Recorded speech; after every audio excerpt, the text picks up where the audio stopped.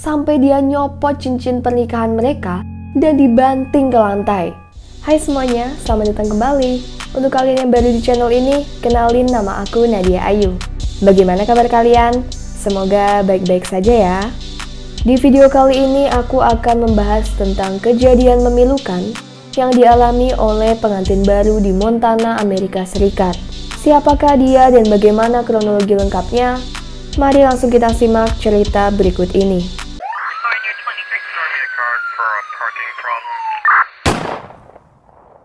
Sebelum lanjut ke pembahasan, yuk klik tombol like dan subscribe channel ini, serta silakan nyalakan loncengnya untuk update video terbaru. Cody Lee Johnson adalah seorang pria berusia 25 tahun asal Montana, Amerika Serikat yang suka berpetualang di alam liar serta mempunyai hobi menembak. Di usianya yang sudah lumayan dewasa ini, Cody mencari wanita untuk dinikahi. Dia punya mimpi membangun keluarga kecilnya sendiri. Sampai akhirnya bertemulah Cody dengan wanita berusia 21 tahun bernama Jordan Lynn Graham. Tak butuh waktu lama, Cody yang tertarik dengan Jordan lalu mengajaknya untuk berkencan. Jordan adalah wanita yang cantik dan pendiam, gak neko-neko, serta rajin beribadah.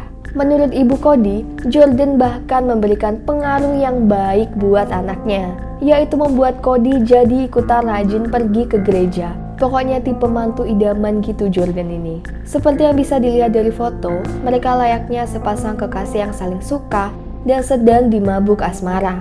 Cody sangat sayang sama Jordan. Semasa mereka berkencan, Cody selalu memperlakukan Jordan dengan manis, mulai dari memasak menu khusus untuk Jordan dan menghujaninya dengan berbagai hadiah. Diketahui seminggu setelah bertemu Jordan, Cody bilang sama ibunya, Sherry Johnson, "Aku rasa aku telah menemukan wanita yang ingin aku nikahi." Meskipun begitu, teman-temannya Cody ini merasa khawatir dengan hubungan cinta mereka. Menurut mereka, hubungan asmara Jordan dan Cody ini hanyalah cinta yang bertepuk sebelah tangan. Hah, kok gitu? Iya, karena Cody terlalu menggebu-gebu dan sangat terlihat bahwa dia menyukai Jordan, sehingga sampai rela melakukan banyak hal untuk Jordan. Sementara Jordan, menurut teman dekatnya, sangat segan berada dekat dengan Cody. Dia juga jarang membalas pesan dan selalu beralasan tiap kali Cody mengajaknya untuk bertemu.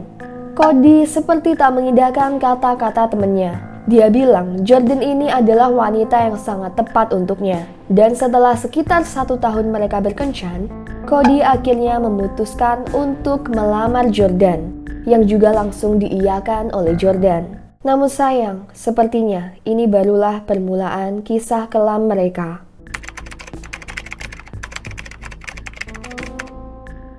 Hannah Owens, teman dekat Jordan, berkata bahwa Jordan selalu antusias tiap kali mereka membahas tentang rencana pernikahan, seperti pestanya dan lain-lain. Namun ketika ada pembicaraan yang mengarah ke Cody, dia seperti tak suka dan mengalihkan topik pembicaraan. Jordan juga pernah bertanya pada temannya beberapa minggu sebelum pernikahan, apakah dia benar harus menjalani semua ini? Maksudnya apakah dia beneran harus nikah gitu? Yang dijawab sama temennya, kalau Jordan bimbang, mending ngerundingin dulu sama Cody. Ya bener kan temennya, daripada cuma dibatin aja, padahal pernikahan juga udah tinggal menghitung hari. Sahabat laki-laki Cody juga pernah menasehati Cody bahwa sebaiknya dia memikirkan ulang rencananya untuk menikahi Jordan karena dia merasa ada sesuatu yang aneh. Dia yakin bahwa Jordan itu gak beneran jatuh cinta sama Cody. Jadi Jordan itu suka sama Cody atas perhatian dan hadiah-hadiah yang dikasih, tapi bukan suka ke Cody-nya. Paham kan maksudnya? Karena Cody tengah dibutakan oleh perasaannya, jadi ya udah, nasihat temennya masuk kuping kanan, keluar kuping kiri. Sehari sebelum pernikahan dilaksanakan, Jordan sempat menangis dan berkata pada temennya, "Aku membuat sebuah kesalahan." Namun tak lama dia berubah pikiran dan kembali seperti semula, antusias dengan pesta pernikahan yang akan dia jalani. Dan pada hari pernikahannya, Jordan menangis kembali, kali ini saat berjalan di atas pelaminan. Tapi menurut pendamping pengantin wanitanya, Katrina Martinez, tangisannya itu bukanlah tangisan haru atau bahagia pada umumnya seperti yang dilakukan orang-orang pas nikah. Melainkan tangisannya itu seperti tangisan sedih. Jadi seperti H-1 sebelum dia nikah. Ditambah selama pemberkatan pernikahan dan selama dia berdiri di samping Cody, Jordan terlihat selalu menunduk atau membuang muka dari tatapan Cody. Pasangan pengantin baru itu pergi untuk beribadah ke gereja pada hari Minggu 7 Juli 2013. Saat keluar dari gereja, seorang saksi mengatakan bahwa Jordan memberitahu suaminya, "Aku punya kejutan besar untukmu," sambil keduanya ini jalan menuju mobil mereka. Nah, keesokan harinya, Senin tanggal 8 Juli, pihak kantor Cody mencoba menghubungi Cody berkali-kali. Lebih tepatnya, bosnya sendirilah yang telepon, yaitu Cameron. Dia mau nanyain, si Cody ini kemana kok belum masuk? Ditambah juga mau memberikan ucapan selamat secara langsung kepada Cody atas pernikahannya. Karena pas nikah kan Cody ini cuti. Tapi Cody nggak ngejawab teleponnya sama sekali. Sampai akhirnya Cameron datang sendiri ke rumahnya nyariin dia. Soalnya nggak biasa banget tuh Cody nggak ngejawab telepon atau nggak ngebales pesan dalam waktu yang lama. Pas sampai di rumahnya, Cameron lalu mencet bel rumah pengantin itu. Tapi setelah nunggu beberapa lama, nggak ada orang yang ngebukain pintu. Dan posisi rumah tuh juga seperti lagi sepi banget. Udah deh, akhirnya dia masuk tuh ya ke dalam rumah. Didobrak pintunya. Soalnya perasaannya tuh udah gak enak. Ini bukan Cody banget tuh kayak gini nih. Apalagi gak masuk kerja tanpa alasan. Ketika dia sudah masuk, beneran gak ada siapa-siapa di dalam rumah. Dan menurutnya rumah pengantin itu punya kesan yang mengerikan. Dia keliling dalam rumah tuh akhirnya. Dan nemuin HP-nya Cody ada di lantai garasi. Gak di meja atau di kursi, ya di lantai. Jadi seperti HP-nya Cody itu mungkin jatuh. Tapi kok gak diambil lagi? Hal ini makin bikin Cameron bertanya-tanya, masa Cody pergi nggak bawa HP? Sampai akhirnya Cameron bisa ngehubungin Jordan dan nanyain kemana sih Cody itu? Yang dijawab Jordan, Cody pergi dari kemarin nggak pulang-pulang. Dan jawabannya cuek aja gitu. Ya udah deh, Cameron merasa ada yang tidak beres, kemudian melaporkannya ke polisi tentang kejadian orang hilang. Dan juga ngehubungin orang tuanya Cody. Polisi tuh heran. Kenapa bukannya Jordan yang lapor masalah hilangnya Cody, tapi malah orang lain?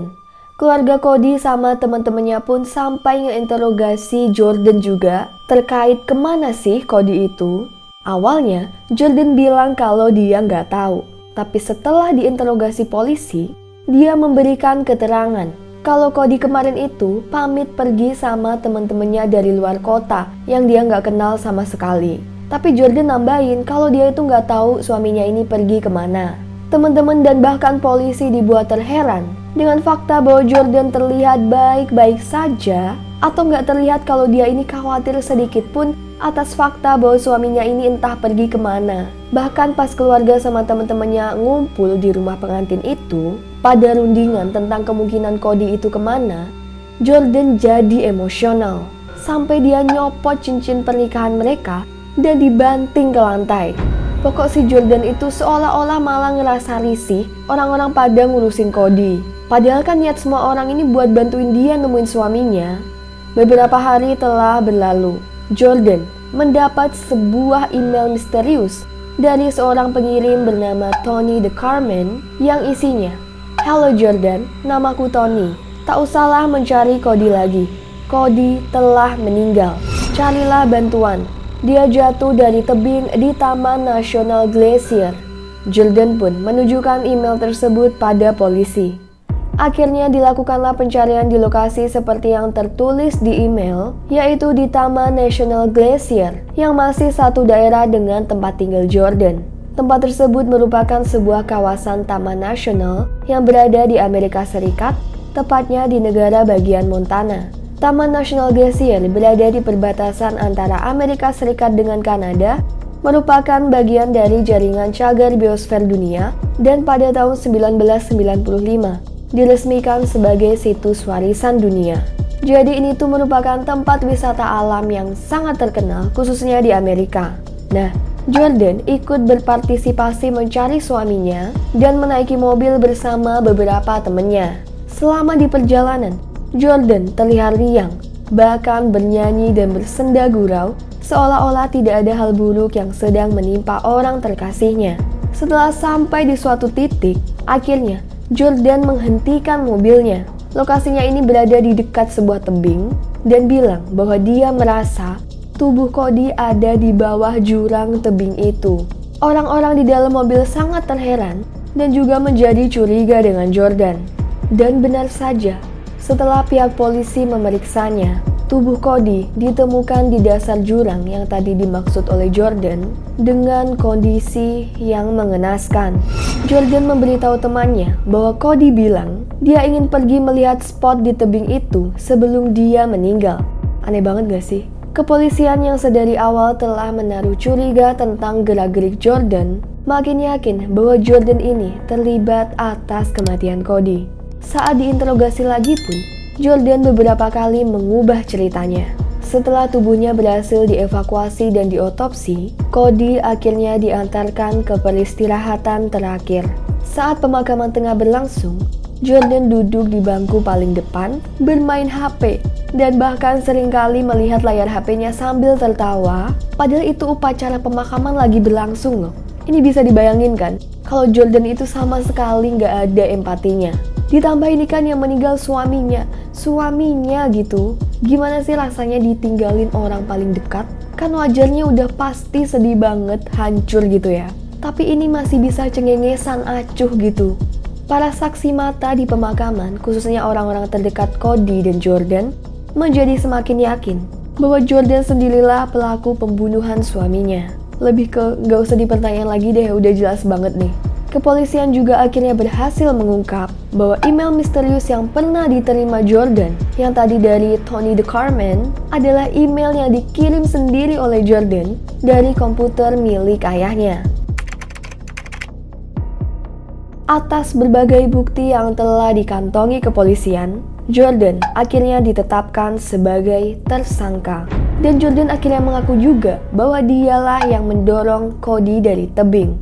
Dia memberikan keterangan pada polisi jika sebelum kejadian pas mereka lagi jalan-jalan di Taman Nasional itu, mereka sempat bertengkar.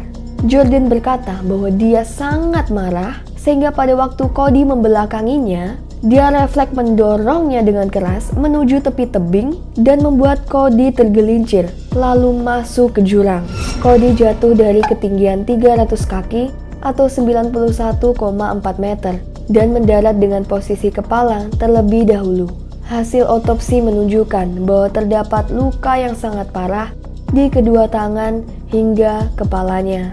Jordan bahkan tak mengatakan alasan lebih jauhnya mengapa dia sampai mendorong Cody. Intinya Jordan hanya bilang, dia refleks mendorong Cody karena dia sedang marah. Namun karena Jordan ini telah berkali-kali berbohong, ditambah banyaknya bukti, dan juga tidak adanya empati yang dia tunjukkan atas kematian tragis suaminya, terlihat jelas bahwa kasus ini merupakan kasus pembunuhan. Dan bukannya seperti alibi yang dituturkan Jordan pada polisi bahwa dia tidak sengaja mendorong Cody. Saat pengadilan berlangsung, Jordan terus mengaku bahwa dirinya ini tidak bersalah.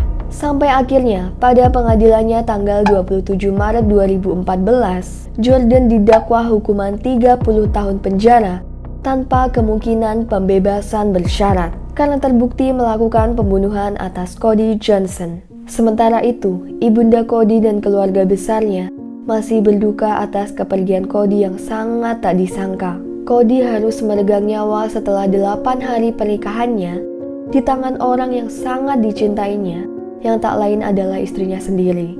Duh, gak habis pikir ya, si Cody akhirnya bahagia bisa nikah sama wanita idamannya. Wanitanya malah gak ada akhlak kayak gini. Kalau misalnya belum siap nikah, dari awal pas dilamar kan bisa nolak. Tapi ya udahlah ya, gimana pun juga semuanya sudah terjadi. Dan Jordan juga udah dapet ganjaran yang setimpal menurut pengadilan. Anyway, terima kasih telah menyimak cerita tadi. Dan jika kalian suka dengan channel ini, jangan lupa like dan subscribe ya. Nantikan video selanjutnya dan sampai jumpa.